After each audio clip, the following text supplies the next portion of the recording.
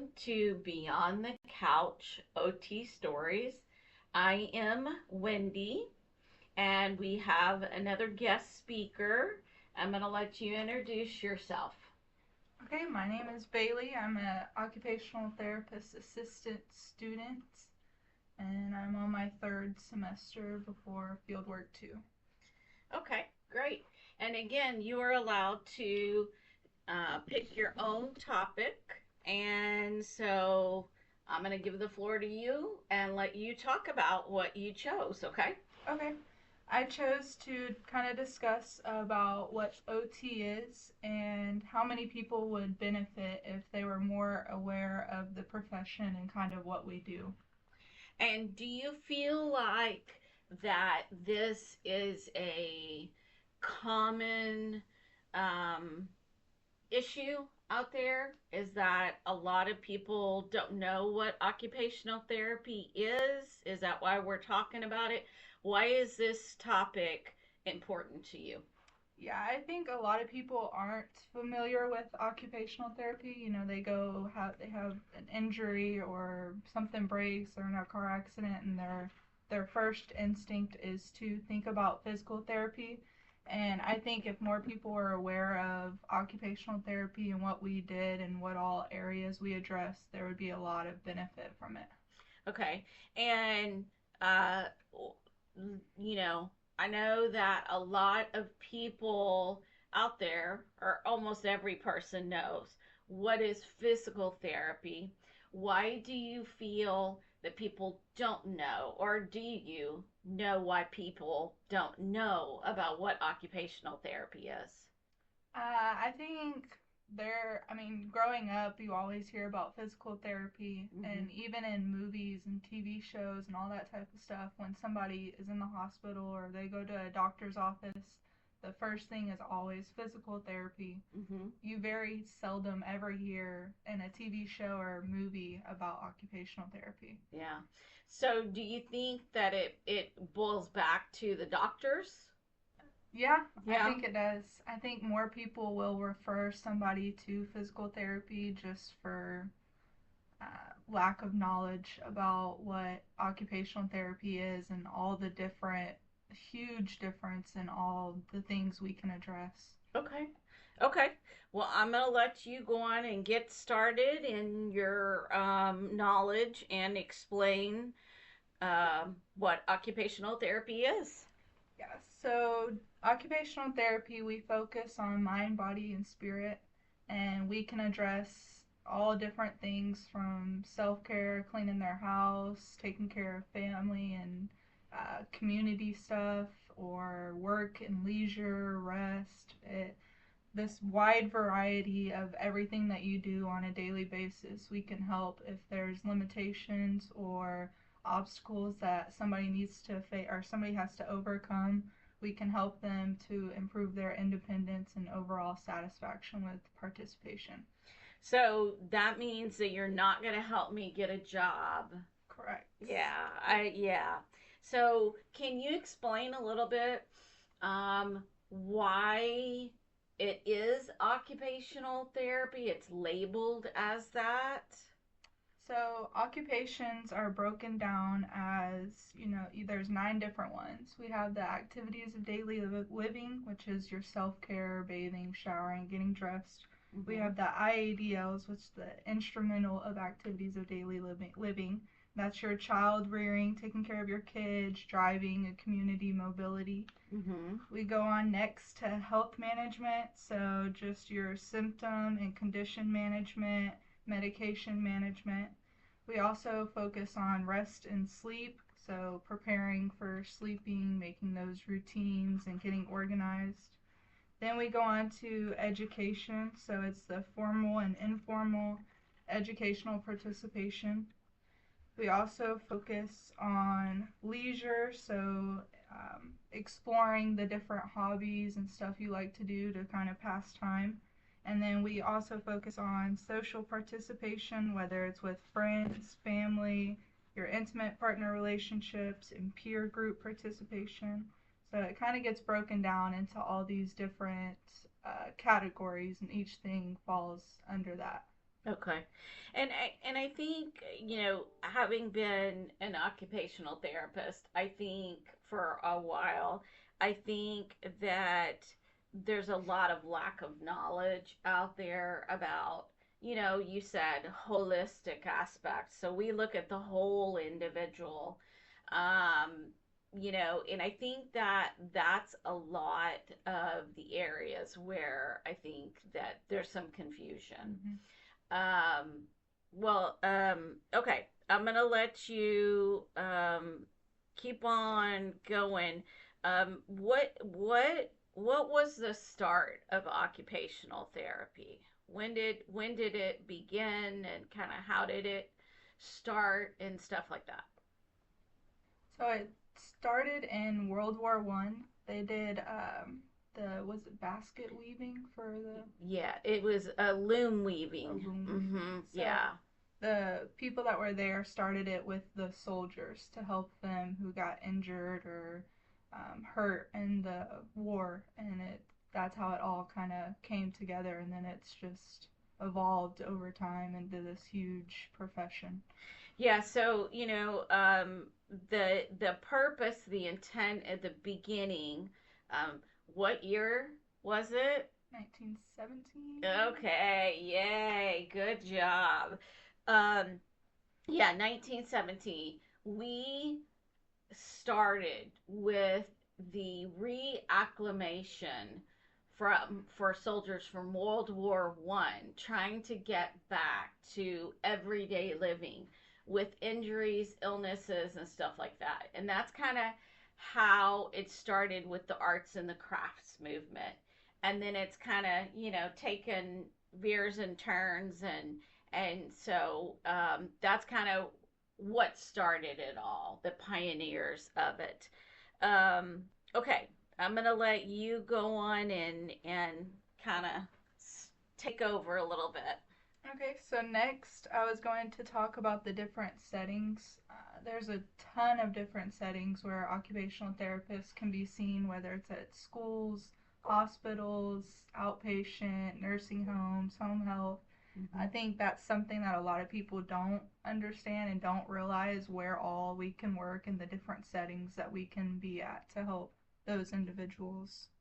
So is that what you're gonna be? Is an occupational therapist? Assistant. So I'll be a certified occupational therapy assistant. Okay, so can you explain what the difference is between an occupational therapist and an assistant? Yes. So occupational therapists, they're going to be the higher ups of the two, and they either have their master's or it's a doctorate program. Mm-hmm. And the difference between us and our CODAs and OTs is OTs can do the evaluation, so the first initial session with the person, Mm-hmm. going over their history, getting to know them, and their goals that they have for the purpose of the therapy. Mm-hmm. And then CODAs were more focused on the intervention aspect of it. So doing the sessions with the person and then collaborating and talking to the OTs to kind of give them progress notes and what's going on, and then the OTs will do the final discharge of the patient. So the OTs are more the supervisors. Y'all build the rapport with the patients and interact and do more with the patients. Hands on in the kind of the in between of the initial and then the ending. So the OT will get in the first evaluation, they'll see the patient, do any Mm-hmm. assessments that they need to do, kind of get to know the patient on that term, and then they'll give us the goals that we need to help the patient work with. And then once the patient's to that final point where they're done with therapy, the OT will see them again and periodically throughout the sessions every now and then. Okay. And so, what made you decide to want to be an assistant versus a regular therapist? So it was kind of I was on the fence a little bit between the two. Mm-hmm. And what it kind of came down to is just the cost of the education. Right Yeah. now, where I am, I Mm-hmm. couldn't afford to get my doctorate. So Mm-hmm. I found this, and this way you can get a job as a coda and then work for a couple years, and they have Mm-hmm. a bridge program at, I think, a school in Several, Tyler, or yeah, several several of different them. universities. Yeah, yeah. So Is that something potentially that you're gonna look into? Maybe, sorta. yes, I think Okay. so. Just Okay. because that will give me a chance to save up money, and Yeah. I won't have to take as big of a loan out, and I'll have knowledge and Mhm. experience already. Mhm. I think that's a good idea. I definitely do. I think that getting your feet wet in the field and understanding some of the basic premises of, what does a CODA do? What does an occupational therapist do? The differences between the two, because there are significant differences. I think I don't know. I kind of think back to initially, if I would have known what I know now, which, because, I've been practicing for quite a few years, um, would I stay an assistant or would I be an OT? The title is nice, but at the end of the day, the OT does a lot more paperwork. Mm-hmm. And y'all get to do the more of the interacting with the patients, which is what I miss a lot when I'm working. So, um, okay, let you keep on going.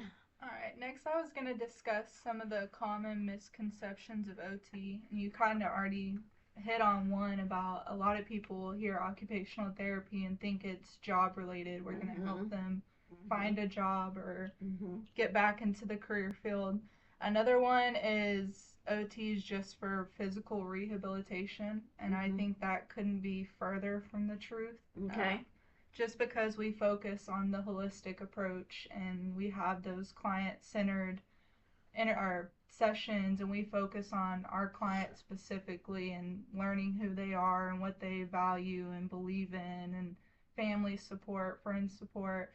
So I think that's just a huge misconception for it. So when you say holistic, can you describe what you mean by that? So we focus on mind, body, and spirit. We Okay. take everything into effect when we're treating and working with our individuals who, they have strong beliefs, strong values that they want to do all these things for their family, and they're not able to for a certain limitation because of an injury.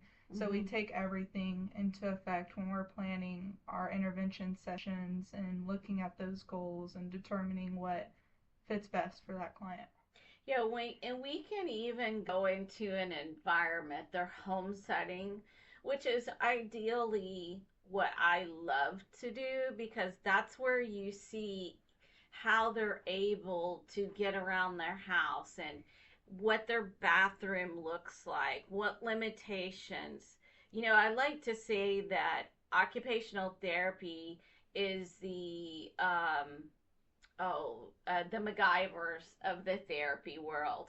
We are not that physical therapy is not, but we are very creative by nature, and we can easily go in and maybe look at environments and make some suggestions. We can modify stuff. We think outside the box. I think a lot of us are really, now there are some that, are very kind of, this is what I'm going to do and that's it. But I think as a whole, we're very creative by nature and can really look at the individual. And I think the one thing which is so important in the economy that we're in is we can go anywhere and make a job for ourselves. So you kind of touched on that. Hospitals, schools, we can do work hardening, work conditioning, um just anything that you can think of. Can you own your own business as an assistant? Yes, we just have to have an OT there for the purpose of doing those initial evaluations, coming up with helping us reach the goals that the client needs, and then the discharge process of Oh, it. okay. So, and I know that a lot of rehabs, skilled nursing rehabs, outpatient, there will be a coda who will be in charge because y'all make less money than us. And so maybe you may have one OT and they float between five different buildings and you're the manager and you're actually in charge because at the end of the day it's all down to the almighty dollar, right? Mm-hmm. So anyway, so okay, what else next do you have? So next, I was going to talk about the overview of OT. We kind of already hit on it, but they do the evaluation at the beginning, do the assessments that need to be done, go over those scores and results of that. Then it goes into the interventions, and we choose those based off the client's goals and what their limitations are, what they need to get back to doing independently. We focus a lot on goals and how they go into those specific clients. They're there just so they know, like, it's a discussion points of what the client wants to do, where they Mm-hmm. want to end up, that kind of thing. And then it goes into the discharge planning for the OT and knowing if the client has meet those goals and where to go from there as far as the if they need continued therapy. And I think that's what, is so good about our field in that we do ask the client, well, in theory, right? Theory, quotes. We do say, what is your goal? What do you want to get out of this session? And some individuals can articulate it really well, and then others really kind of struggle. And that's where we have to say, what is meaningful to you? What are you not able to do now? And so I think that that's, again, everybody is supposed to ask that. But I think that that's where we can look at the big picture as occupational therapists. And, if I had a patient once whose goal, she ran her own private catering company. And that's what she wanted to do is to get back to that catering company. And so one of the goals that we worked on, she had lymphoma and she was decreased endurance, decreased balance. She was having to use an assistive device to get around. So we worked on a lot of that aspect instead of just like leg strengthening and arm strengthening, um, that fine motor precision, following steps and sequencing and stuff like that, which is so important in this field.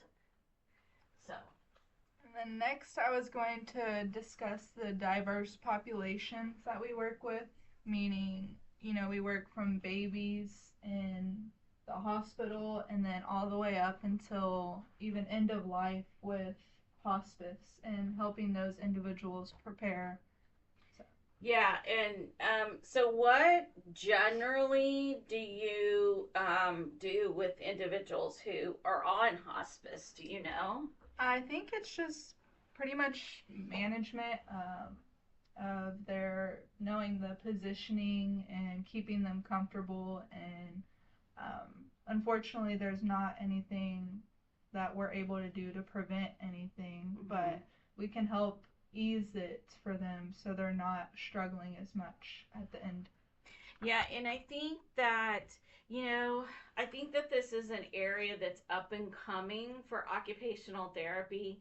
And I know that at some hospital settings, um, I think that they actually work on life projects like creating scrapbooks, leaving legacy projects is what it's called, for individuals. And I think, from that aspect, I think that's a really great area to be in. Do you ever see yourself working in a hospice setting? I don't think I could. Yeah, why? I just think with this being in the medical field, you're already going to see some stuff that's hard because it's Mm-hmm. hard to see people struggle and have so many challenges that they have to face. And I think being at the end there, I don't think I could take it. Yeah. Yeah, I'm kind of on the fence too. I've had several classmates who've gone into hospice and they just love it, and I'm just like, yeah, not sure that I could deal with that either. So I don't know. I think that's the great thing that you had talked about with our profession is if you get tired of something, move on to a different setting, which is really nice. Right. So, Another one was the areas of practice that we can address from, their physical disabilities, cognitive disabilities, injuries, post-op rehab. There's just so many reasons as to why somebody could work with occupational therapists, and I think that's one thing that just a lot of people don't have much knowledge about. yeah. And so, like, is there is there a way during those, like, can you get an additional training in some of those areas that you talked about? Yeah, so we have, once we get certified, we have something called continuing education, Mm-hmm. and they offer some that go into the specialized stuff, so like the hand therapy, Mm-hmm. different things like that, where we could go and take those continuing education courses and become specialized in the certain field that we want or focus that we want. Okay, and I do know that through our national agency, NBCOT, you can actually become certified in a particular setting. So, like, you can be a geriatric specialist, you can be a pediatric specialist. Obviously, it's a lot of extra money, testing, there's a lot that's associated with that. So, but that is something. Is that something that you're going to look into doing?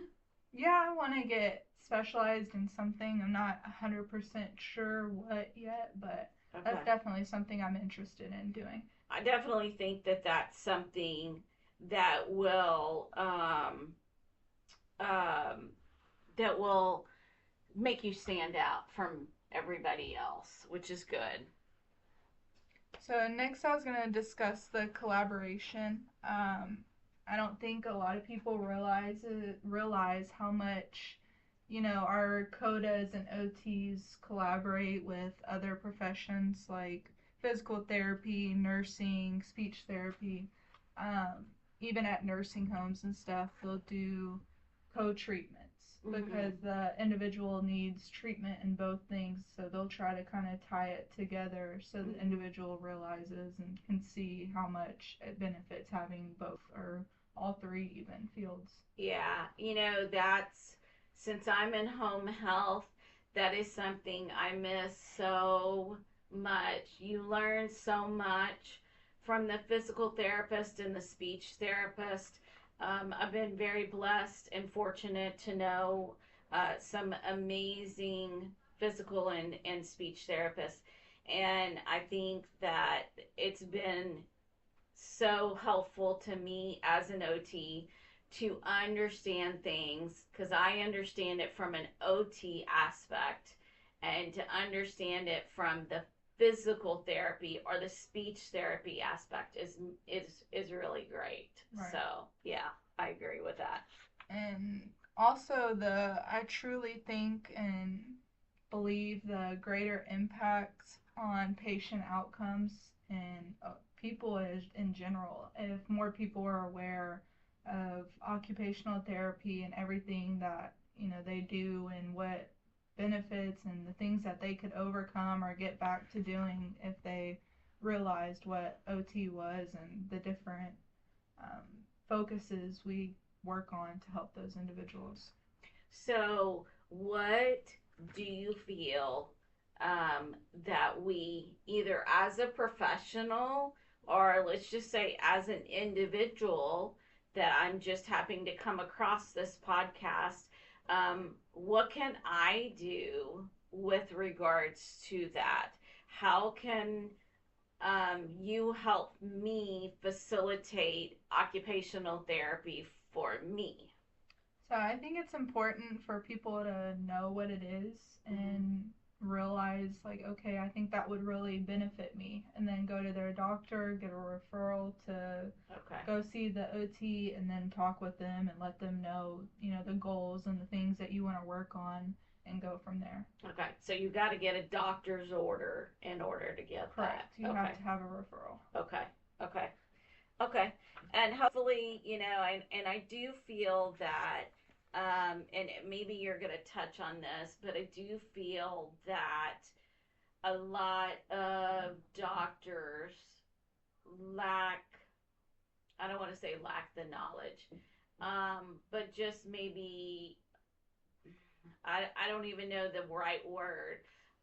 We don't have as much support in the medical community, I feel, as we should. Everybody's just always physical therapy. Let's go Mm-hmm. physical therapy. You don't see any occupational therapy clinics Right. anywhere. You see speech clinics and you see physical therapy clinics. Right. So, what's your take on that? I agree. I think even because when I first started, I wanted to look into seeing how many outpatient clinics there are, because that was something I was interested in, just Mm-hmm. to start there and get my comfort, I guess, Yeah. earning my comfort. And doing research, you really don't see any outpatient clinics for occupational therapy. Yeah. And I think if you look back in the history of time, um, for whatever reason I don't know or understand about, um, occupational therapists were not allowed to do what's called starts of care, which means open up, and do a lot of paperwork, for a start of care. It always had to be in conjunction with the nursing, it had to be in conjunction with physical therapy or speech therapy. And OT was the only one that it wasn't until COVID hit, because there was such a lack of therapists that could do starter cares because everything was very limited, that you they passed new laws that state that they OTs can do starter cares.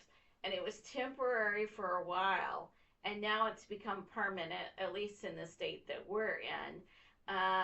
And I don't know if that would change if it was a nationwide. I don't know if it's nationwide because I only focus on my practice here. But maybe if they were to make it nationwide, maybe you would see some clinics, OT clinics. I don't know. Maybe it wouldn't be profitable enough. I really don't know the reasoning behind that. So I definitely think that if that is something that you would like to do, I think that's definitely worth investigating Right. about. And that brings it into next topic was OT versus PT. Ooh, okay. I think many people believe that physical therapists can treat everything we can do, but Mm-hmm. we focus on the holistic. We focus on the mind, body, and spirit, and take all of those factors into effect when we're thinking of those interventions, thinking of the goals, helping those individuals reach the goals that they want to Okay. gain their independence, or just to be able to participate in general with the activities that they're wanting to do. Yeah. And I think that as being in the so-called trenches, I do feel that it is a competition between physical therapy and occupational therapy. At least in the setting that I'm in, I do home health, and we have to fight for the visits that we get. And so I do feel that um, um, we are at a disadvantage because we're having to fight. Maybe you have 6 visits, and so who's going to be the more prominent one, right? Is it going to be OT or PT? So maybe PT gets 4 visits and you get 2 visits, which is in theory an evaluation and a discharge. And I think that's a whole separate conversation in itself. Reimbursement that hopefully we will have somebody else talk about. But I do feel that there is a lot out there. What do you think about that statement? I think I don't know. I think faces a lot more challenges in a Mm-hmm. way, just because so many people aren't aware of what they do. Mm-hmm. So they constantly go and ask for the referrals to physical therapy, and Mm-hmm. they think that physical therapy focuses on movement as a whole, and they can help in every aspect, when in reality the more fine motor and the everyday task and stuff, that's occupational therapy. Mm-hmm. And so, um, how can we fix that? What's your ideas, your thoughts, your opinions on that? Um, I think things like this, just advocating for the field and telling everybody we know what it does, and Mm-hmm. correcting people if they say, occupation, they're helping you get a job, and Mm-hmm. just teaching people and letting them know what occupational therapy is and things that we can address, the people we can work with, the settings you'll see us in. I think education plays a big role, whether it's from us or doctors, physicians, primary care. I think they aren't aware 100% of everything. And I think if they were to be able to get aware and explain all these things, it would help a lot. Do you think that on a regular day, do you explain what is OT? Not so much. I think Okay. if people like my grandparents and aunts and uncles, they'll ask me what it is and I'll explain it to them and they'll be shocked. My grandparents especially, they had no clue what all we can address and the Mm-hmm. things that we can work on. Mm-hmm. Yeah. So when you go out, like, how do you how do you get the word out within the community about occupational therapy? I think this podcast is a good start, and making videos. Social media as a whole is a huge platform Yeah. right now Yeah. for advocating and educating and all these things. Mm-hmm. So I think things like this, more people need to put stuff out there that explain it and give information on it. Yeah. And I think that there are so many different topics. Like, I think we are in October, and I believe October is National Domestic Violence Awareness Month. And so we can easily provide information. It's breast cancer awareness month in October.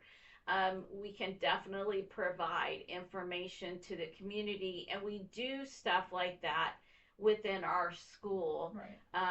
And we have, do you want to talk a little bit about your advocacy program that you're doing through your management class?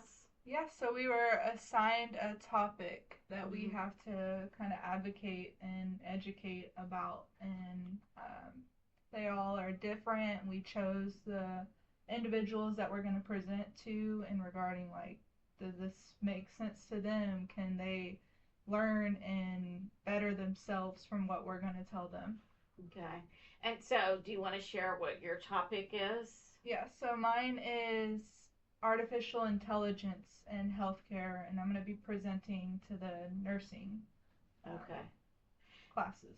I think that that's another way that we can get information out there, not only within our college but also within the community as a whole. And we do have a really good nursing program here at our college, and I think that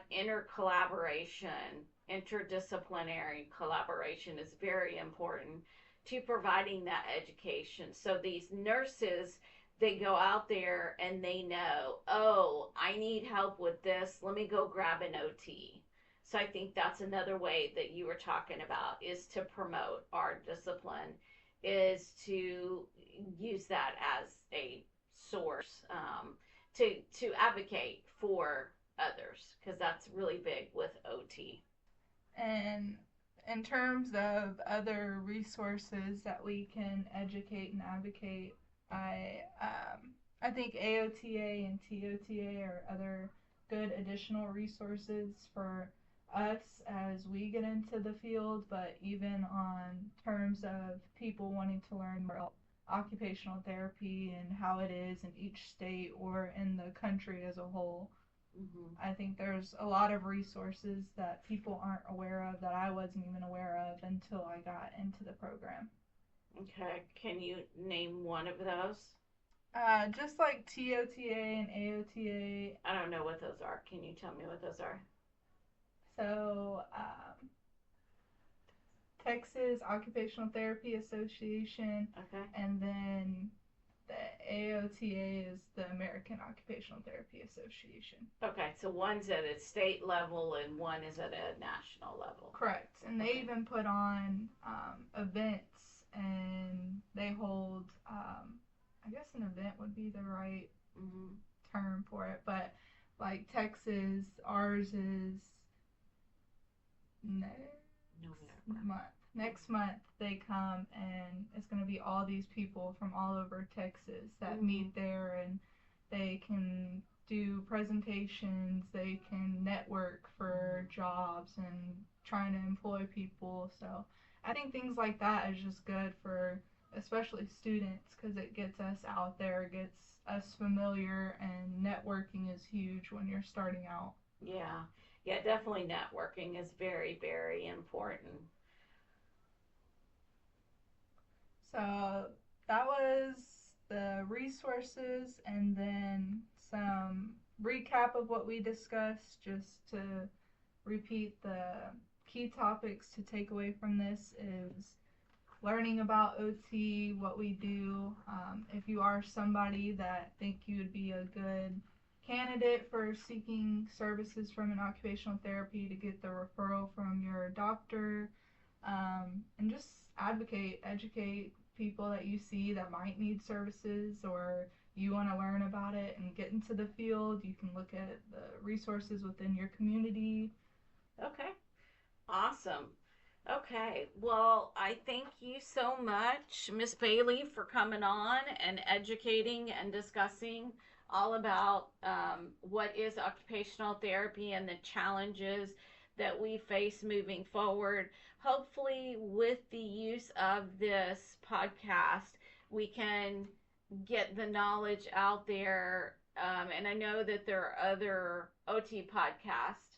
Podcast is such an up and coming, media, that hopefully this can get out there and reach more and more people, and it will help booster our profession, and just help generally overall. So, okay, well, that is this session for our podcast this week. I hope you liked it. Please comment, let us know any suggestions or topics that you would like for us to see on. Otherwise, thank you very much Thanks for for listening. listening.